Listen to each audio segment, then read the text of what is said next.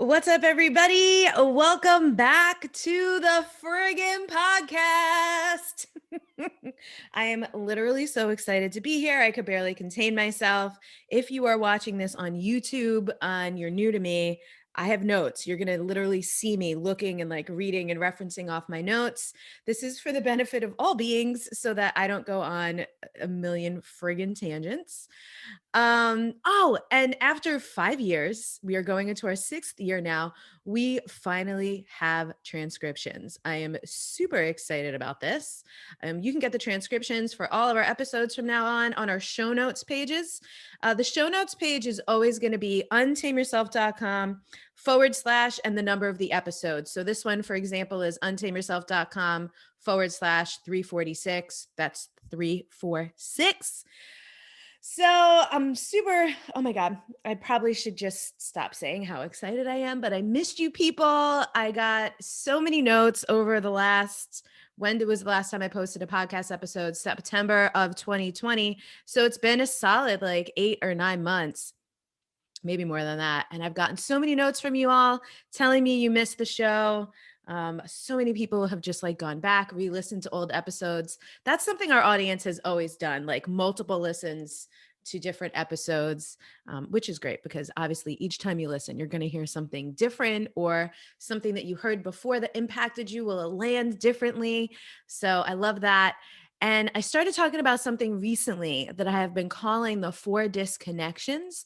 That's going to be the meat of what this episode will focus on today. This episode's probably going to be pretty short, just a little dip back in and say, hey, we're back on a weekly basis now. So there will be episodes every week, mostly solo episodes. I'll be sprinkling in some interviews here and there. And who knows, I might go on interview binges here and there. Those of you who've been here for a while know it's my show and I do what I want. We will switch things up. We will take detours, but we'll always come back to what matters and what's important. We stay in our lane around that stuff. So, a little bit about what's been going on, especially if you're nosy. I'm super nosy. So, I always like to share as much information with you all, like the kind of information that I wish other people would share, as long as it still honors my own need for like privacy and sanctity. So, and if any of you have been to the new site that we launched in October, so not brand new, but still new-ish, the newest version of the site, if you have visited the Elizabeth page, which if you're listening, I'm putting that in like big air quotes. It was like kind of this hilarious inside joke on the team so there's an about page of like, the work and what we do and all the different things we offer. But then there's also like an about me, about Elizabeth page, which felt so awkward to make. So I decided to just go full like indulge the nosy people. So, anyone who owns a business or website or has ever had to write about themselves, even for those of you who do online dating and you have to write yourself a profile, you know how sometimes it could feel like just weird to talk about yourself. But I really went all in on that page. It's at untameyourself.com/Elizabeth-DiAlto. But what was so funny about it on our team is some of you might know the term SEO. It stands for search engine optimization. We're getting a little geeky for the non-techie people. But search engine optimization is the thing that helps your website like come up in Google searches. So, my name gets searched a lot. And so my SEO person really wanted to make sure that my name was mentioned enough times on this page that it would be one of the first thing that comes up when people search for me. So I literally on this page had to find a way to use my whole name 10 times. Which just felt so douchey to me. So I just made a big joke out of it. I actually called it out on the page. So feel free to check that out if you're interested. If you're new to this show, by the way, if you're landing here because someone recommended you or it just popped up somewhere and you were like, ooh, this sounds kind of juicy. I just want to let you know that when I talk about being embodied, embodiment and embodiment work, this has become very popular in the last several years, and that's great. I honestly think the more we can get people talking about getting out of their heads and being in their bodies, the better. And just, not everyone talks about it the same way. Not everyone who talks about it are like deep practitioners who have worked with thousands of people, who have a ton of their own deep personal practice, years in the field, and also deep practice with clients and all kinds of trainings and things. So, in our worlds, which I do have those things, when I talk about being embodied, I'm talking about fully embodying your soul. So, I'm not just coming from like a trauma informed somatic place. When I talk about this, I'm really looking at it and integrating things from the physical, mental, emotional, and spiritual aspects of it. So the soul contains gifts, talents, memories, experiences, wisdoms, wounds, and scars from many lifetimes.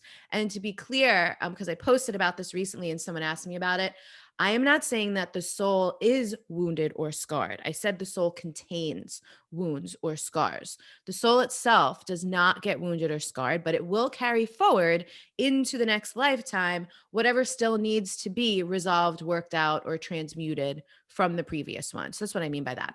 In my form of embodiment work, we want to access all of that so that we can heal what we came here to heal in this particular lifetime. That is all of our common purpose. Some of you know I do Akashic Records readings. I'm actually not taking new clients for that right now, but in the last 2 years, I've done probably over 350 Akashic Records readings. And when people come, often the first question and the most popular question almost everyone asks is, what's my purpose? And so, each individual will have multiple purposes throughout the course of their life, but the purpose that literally we all have is to heal. It's to come in this life and heal whatever we need to heal so we could be the most fully expressed, fully embodied versions of ourselves. And again, when I say embodied, I mean embodying our soul. So, in my form of embodiment work, again, we want to access all of that. It's the evolution and the elevation of humanity when so many of us are doing this work, which is really cool. So, the invitation of embodied living is about cultivating a life dedicated to integrating physical, mental, emotional, and spiritual. So, in other words, allowing ourselves to be fully human and fully divine. People often will refer to being human, well, like, she's human or I'm human, like people will often use that when they are wanting to either excuse themselves or be forgiven for poor choices, behaviors, and ignorance. But those things do not solely define being human, right? Like we all have those moments and we should, be forgiven, forgive ourselves, do our work around it, all the things. But being human is also about being love in a body. It's about being connected, relational, resourceful, creative, generous, being an instrument for things like kindness and compassion and grace. So, in my world, embodiment is a tool for realness and authenticity. This is actually something I really love about it because when you're tuned into your body, you can feel when you're being, doing, or saying ingenuine or inauthentic shit. So we are here to excuse ourselves less and elevate ourselves more. So last March, when I decided to take a break from the show, I was kind of beat on doing interviews. And honestly, I just needed a rest from podcasting for 5 years straight, weekly, sometimes twice a week. We came back for the Embodied Self Love series, which, if you haven't listened to that, it's episodes 338 through 345. It's an 8 episode series that goes through my embodied self love framework: self awareness, self knowledge, self acceptance, self trust, and self respect. And then a bonus little extra topic in there of boundaries, because I really believe that boundaries is one of the most self loving practices there is available to us. So, and I did that series because I thought that maybe that's how I would do the podcast from now on. A lot of people just do seasons or series. But what I realize is that doesn't really work for me because I can't force flow. So, like scheduling, like, oh, I'll just do an 8 episode series once a season. Well, when the season rolls around, if I don't feel like doing that, it's not really going to happen, which is exactly what happened last time. Like, I was going to do the next series. I had decided what I was going to do it on and when I was going to do it. And when the time rolled around, I just did not want to do that. So I didn't. But now, after such a long time of being away from the show, it feels really good to come back and get into a regular weekly rhythm with y'all. and I'm super excited. I got so many messages from people. So some of you know this about me, but I'm not a big podcast listener, right? I create the podcast. I've been doing this we're going into our 6th year now. There is not a podcast that I have ever listened to religiously. I probably listen to maybe like 5 or 6 podcast episodes a year, if that. So I didn't realize, and so many of you shared with me, like for some of you, a podcast is like a ritual for you. And since we publish on Monday mornings for so many people for so many years, I was their Monday morning ritual. So we're back. You can reintegrate this into your rituals if you want to.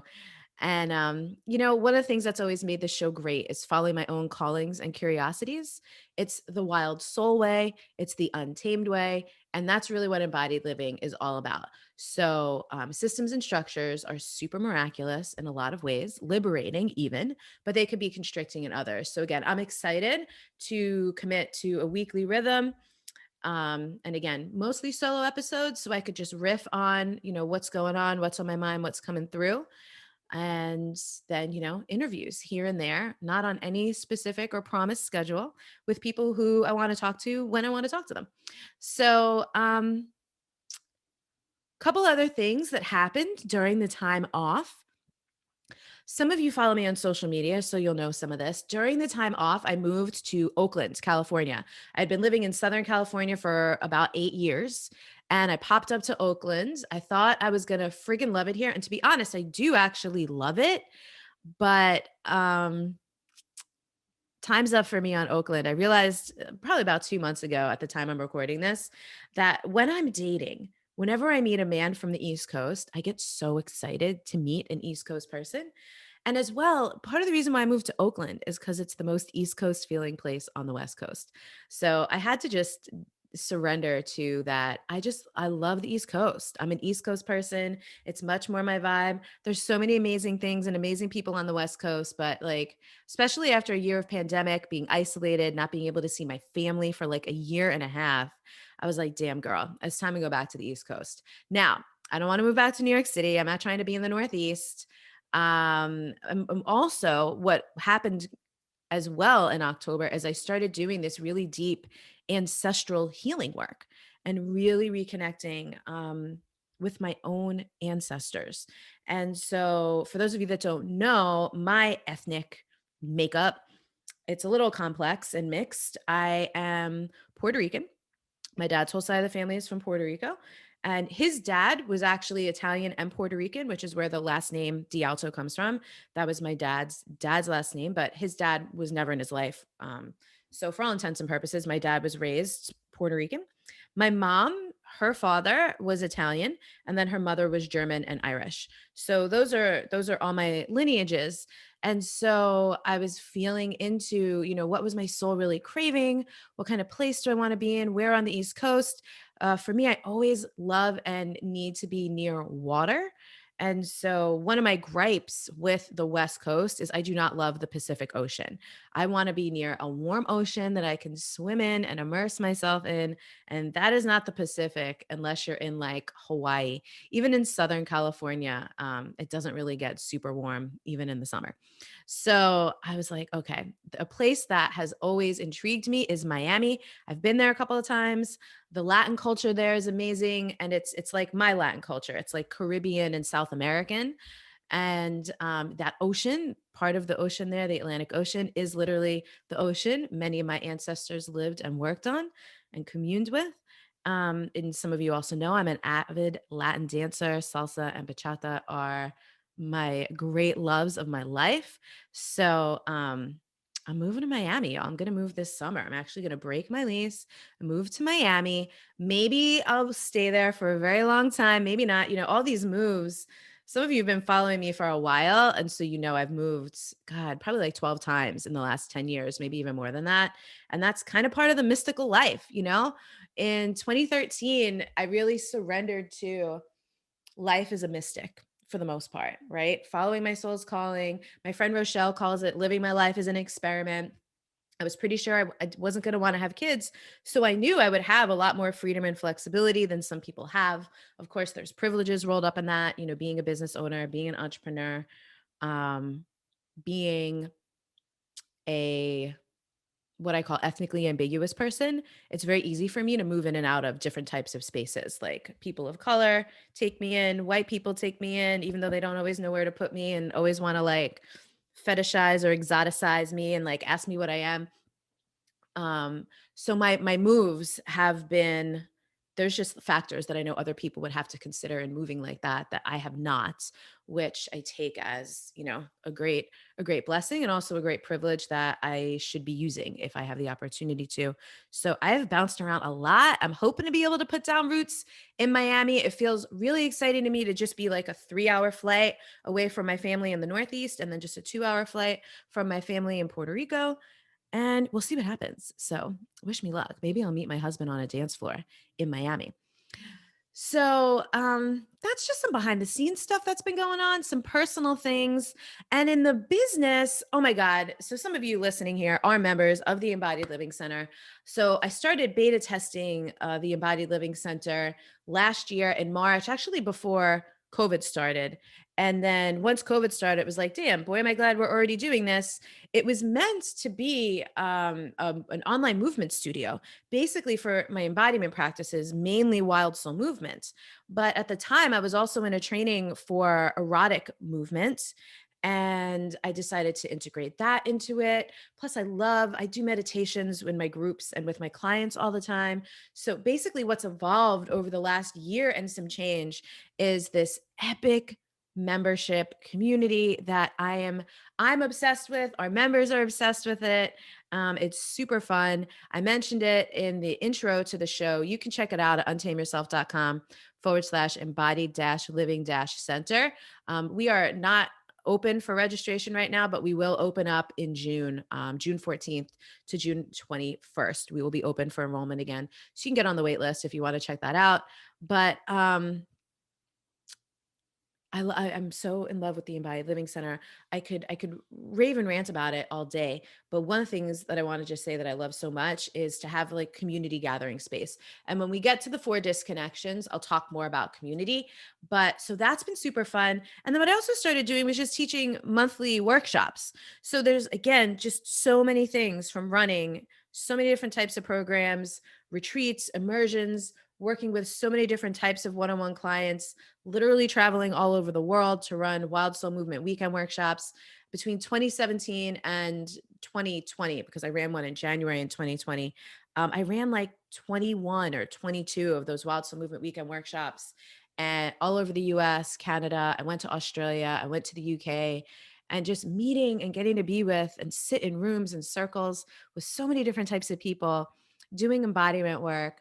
I get to learn so much about people and apply so many of the tools and the skills and the gifts that I explore in my embodiment work.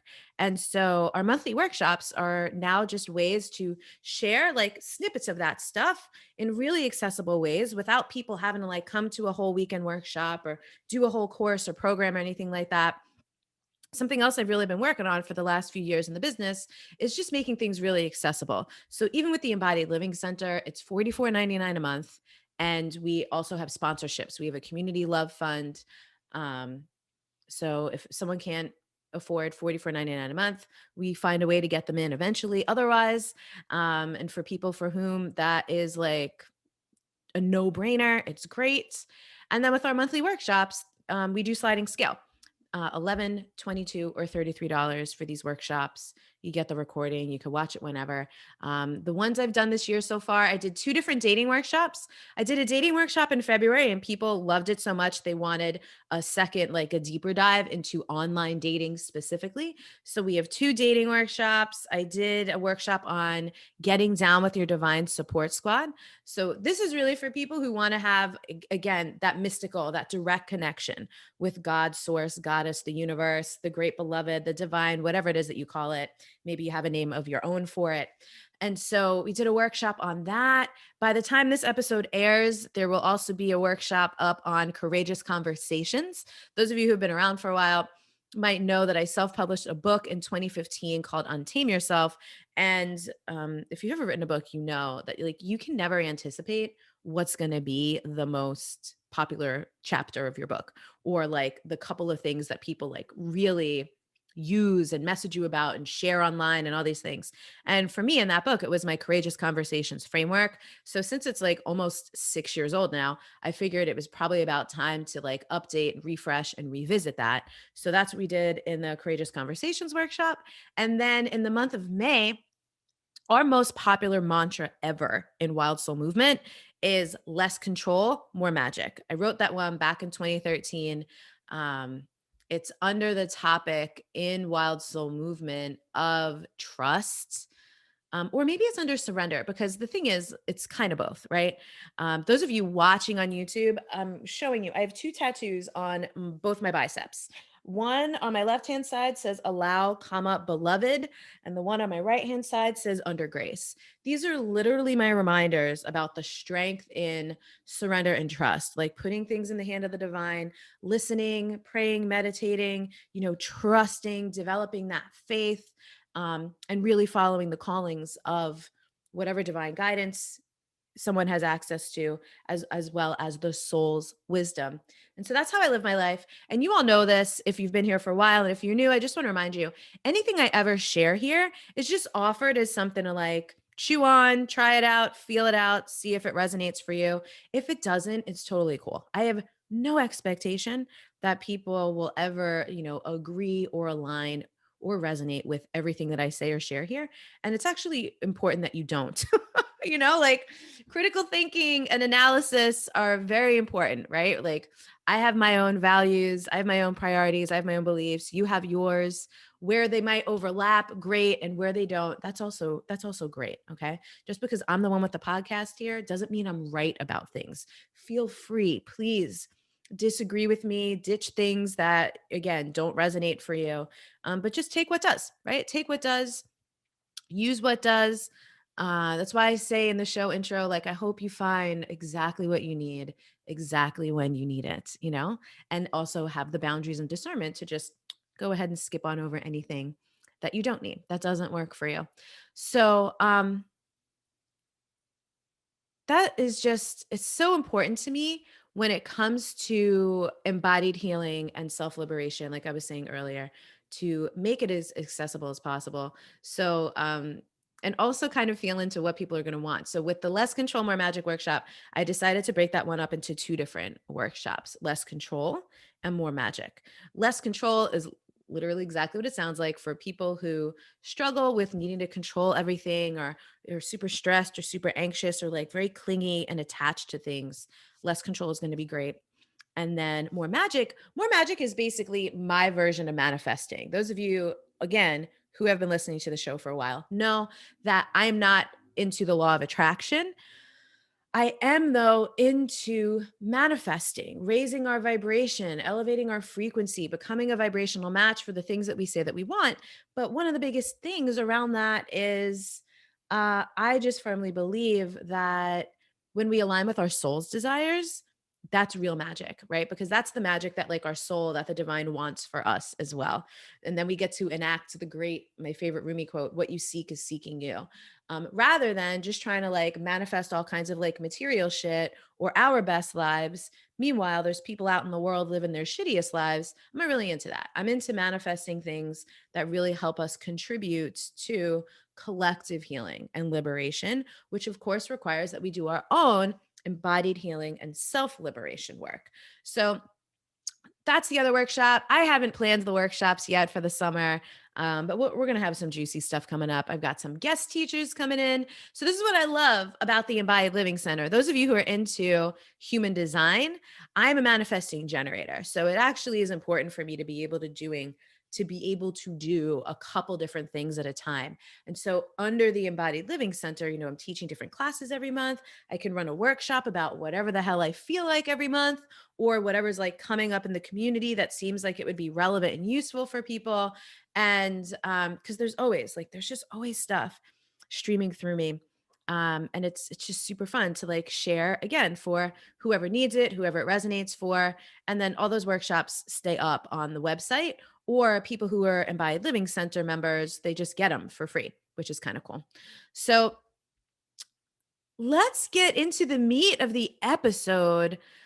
Um, The 4 disconnections. So I wrote this post on Facebook and Instagram a couple weeks ago, and it said, hold on one second because I want to pull up.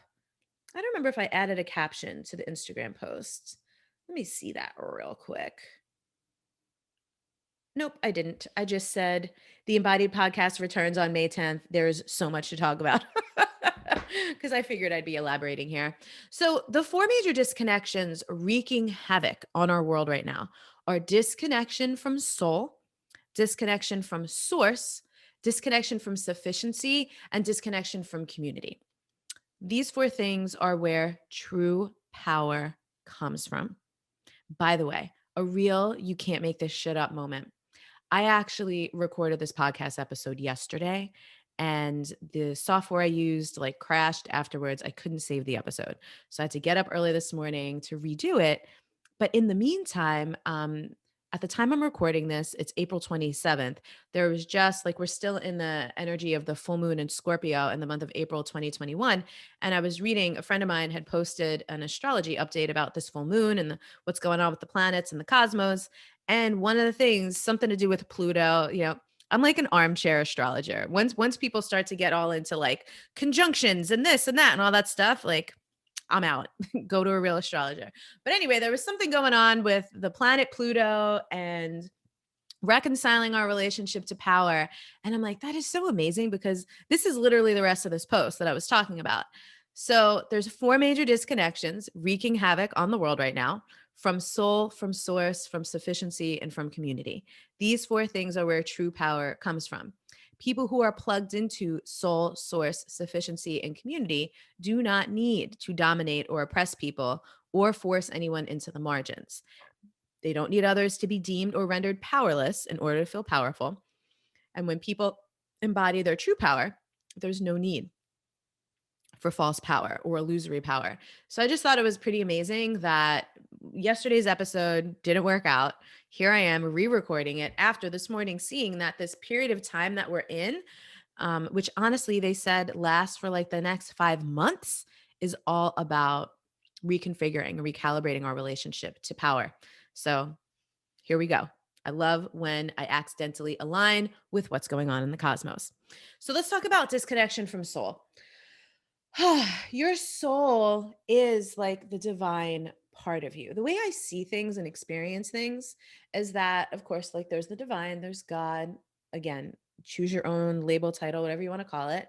Um, and then there's our soul.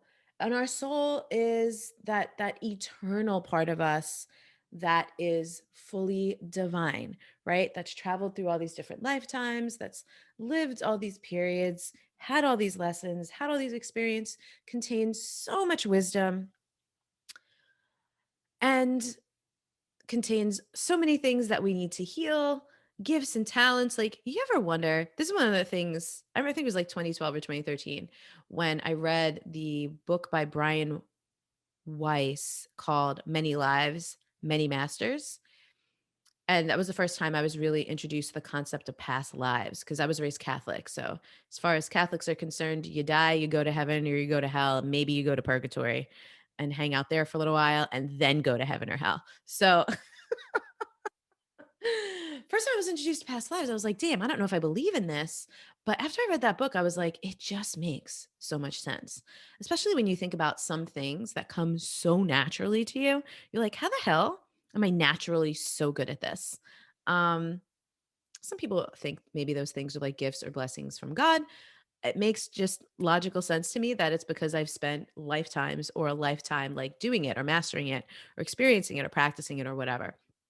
So anyway, our souls contain all of that, all of the wisdom, all of the knowledge, all of the experiences um, from all those lives. And as well, it is the most wise, evolved, loving, beautiful, generous, kind, compassionate part of us, So being disconnected from all of that is like being disconnected from our own divinity. I experience the soul as like our bridge to our source, which is the next thing that people being really disconnected from wreaks a lot of havoc on the world. So, again, if you're listening to this show, I'm going to guess that you're not an atheist because this isn't really, I'm going to talk about God, the divine, angels. I work in the Akashic records for Christ's sake. We talk about masters, teachers, and loved ones. We talk about ancestors and different types of guides, um, animals, like all these different ways that the divine communicates with us. So if that doesn't resonate for you, you probably have not made it this far anyway. So the disconnection from source, so disconnection from soul is disconnection from like our highest, most beautiful, benevolent, divine self, right? And disconnection from source, though, if our soul is the bridge, source is actually what we would be bridging to, which is God, right? um that that mystical, that direct connection that does not require an intermediary. Like when you say your prayers, you can just pray directly, you can receive guidance, in whatever way that you receive guidance or wisdom or whatever. There doesn't need to be anyone else's rules for you to have a direct connection with your source.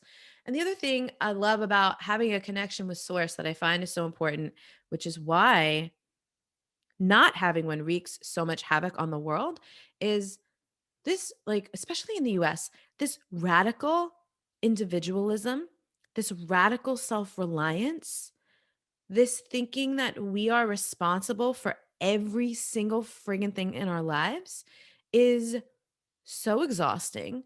It's so taxing on the ego, on the nervous system, on everyone around us, especially when people have done no work around developing their emotional literacy, their emotional intelligence, their emotional maturity, their communication or their relational skills. Um, and then when it comes to coping, when hard or tragic things happen, there's nothing bigger than you to help you hold it, right? So your connection to source is just like this epic, it can be so rich, it can be so supportive, it can make you feel not alone even if you are alone. Like throughout the pandemic, I was in a relationship until the middle of July in 2020. And so for like the last like 9, 10 months, I've been on my own. And I have friends and stuff. And luckily I live in places where you can go for walks, you could be outside. So I haven't been completely isolated, but I have gone weeks without like engaging socially with another person, person to person, as I'm sure many of you have as well if you live by yourself. And that's strenuous. But one of the things that made it not as hard was having a connection to source, right? So I might physically be alone as a person with no other people around, but I'm never alone with my divine support squad around. And so I find, and because I've been helping people with this for years, connect to and build a relationship, their own spiritual practice, their own connection to God, that is just really nourishing and supportive in a life that could be really hard. Like we're all people. Hard things happen. And especially after a friggin' year and a half of pandemic, we are now seeing just how hard things could be. So that connection really, really helps. Just knowing that there's something bigger than you, there's something else out there. And, for some of us who love to geek out on this stuff, it's just cool to be engaging with the mysteries and to be developing our own language with the divine where we can have two-way communication even though we can't like speak a conversation the way some people do. Some people have that gift and that skill, but not everybody. Disconnection from sufficiency. I love this word, sufficiency. What is sufficiency? Sufficiency is enough. Like, what is enough? And I'm not talking about you being enough. I'm talking about like in our lives, what's enough? Like, what's enough social connection? What's enough money for us to live our lives? What's enough food that we need to be eating? Water, shelter? Like, what is just like, what do we actually need to live beautiful lives? Right. So, like, there's like the basics. What do we need to survive? But then it's also moving towards what do we need to thrive. And the thing is that, again, why is this wreaking havoc on the world? Because there's so many people like hoarding and grasping and being greedy with resources and materials and all kinds of things that if we were all connected and tapped into sufficiency, like really imagine this, like feel this in your heart.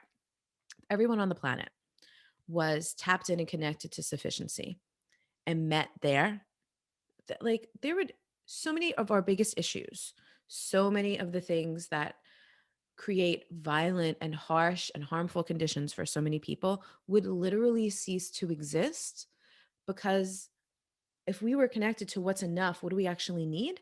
And we were more into like generosity. So cool. So if there was excess, we wouldn't need that, and we could share that. I learned this from my plants. I love like looking at Mother Nature. Mother Nature is like queen of using what she has, but also doesn't take more than she needs. Like I love, you can Google this. I don't remember where I read it, but there's certain types of trees where their root systems are interconnected, so that if one tree is getting more nourishment than others, it can share the nourishment with the other trees through the roots. Like, can you imagine if people were wired like that, or more people? I know a lot of people really are wired like that. Like, something I've been loving living in Oakland is I discovered the Buy Nothing movement. I don't know if you've heard of this, but you can check it out to see if there's one in your area where you live. Just I would just search for like Buy Nothing and then insert the name of your town, where this is just people, it's a sharing economy, which is cool. So someone will post like, hey, I'm in search of, you know, um a drying rack for my laundry. Anyone have an extra one hanging around? And then if you have that and you don't need it, you're like, yeah, I have one. I'll leave it on my porch. Come grab it. And like, no money is exchanged. You're getting rid of shit in your house that you don't need. Someone else is getting something they do need. Like, I love this. I love this so, so, so, so much. Sometimes I love it too much. I've honestly given away a couple of things I probably shouldn't have given away. But I was just so excited that someone needed something I had, and I was like, take it. The laundry rack was actually my example. I shouldn't have given that away, but it's fine. I just hang my clothes on my Peloton bike now, which I don't ride nearly as much as I thought I would. So, God, sufficiency, what's enough? How could we create conditions where more people have an opportunity not just to survive, but to thrive, and where nobody has to worry about survival? No one lives below survival, right? Which, that was going to take so much work. But again, being disconnected from what's sufficient is like not even to be considering that, um, honestly and openly, in so many ways in this world and in our culture, creates a lot of havoc in the world.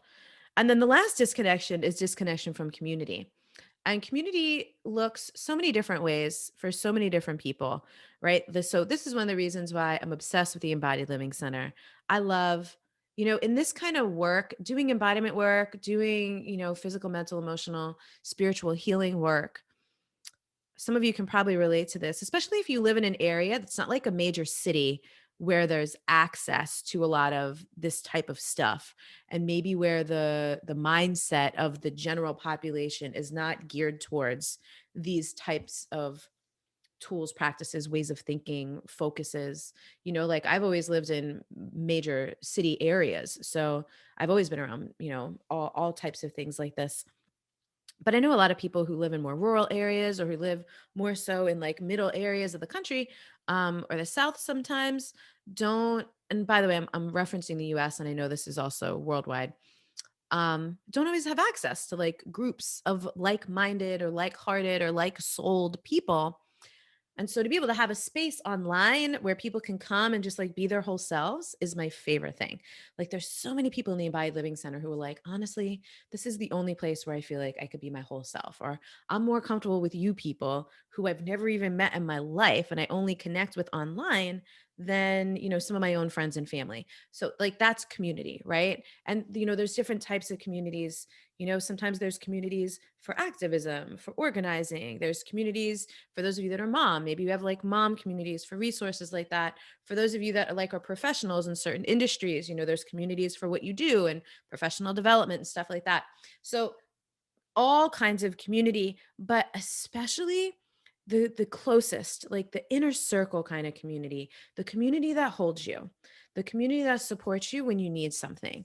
So, for example, as a person who lives by myself, I think about this sometimes. I have friends here in the Bay Area. No one really lives closer to me than like 20 minutes. So if I had like a real emergency, there's not like a neighbor I could call, like I haven't, moving during COVID times, you don't really meet your neighbors. But that kind of community, like community care. Like, if you were running late and couldn't pick up your kid from school, like, do you have someone to call who could do that? This saying, "It takes a village," is so true. This is one of the reasons I'm moving to Miami, actually. I have a lot of different people from different times and different parts of my life in Miami, which is really cool. Even when I was just there visiting a couple weeks ago, I did more social things in that week, um, COVID conscious and COVID safe, obviously, than I had in the last several months, but and more fun and enjoyable and connective, honestly, than even before COVID had started in some cases. So, to be thinking and connecting with yourself and your loved ones around, what does community look like to us? What kind of support do we need from outside of ourselves? Um, and again, this comes back to that, radical self-reliance, radical individualism type thing where people just isolate themselves. They become islands and it becomes so hard to do everything yourself. But people burn themselves out, make themselves sick trying. So, being tapped in, being connected to community heals and resolves and helps create so, so, so much. So, those four things, right? The being disconnected from soul, from source, from sufficiency, from community wreak a lot of havoc in the world. So, a lot of our work here through the show, through the Embodied Living Center, through other things that I do, is about helping people connect to those things: soul, source, sufficiency, and community. Because when people are tuned in, tapped in, and connected to those things, even when life is hard, even when you're in a friggin' pandemic, even when you got shit going on that's unavoidable and real that you have to deal with, you are held, you are supported, you are nourished, you are loved up in ways that allow you to move through it with greater ease, with more grace, with more energy. So, how's that for first episode back? Thank you all so, so, so much for listening. Um, I always want to hear from you. So, share the episode wherever you share things. If you're on our email list, shoot a little response when you get the podcast email. Let me know how it was for you. You could always tag me and stuff on Instagram. I don't answer my Instagram DMs the way I used to anymore, but I do read them. So if you send them, I will see them. So I'm so happy to be back here with you. There's so much to talk about. There's so much more on the way. Again, I'm just gonna keep thanking you profusely for being here. It is one of my greatest joys to do the show. And I'm so, so, so happy to be back. And that's it. I'll see you later.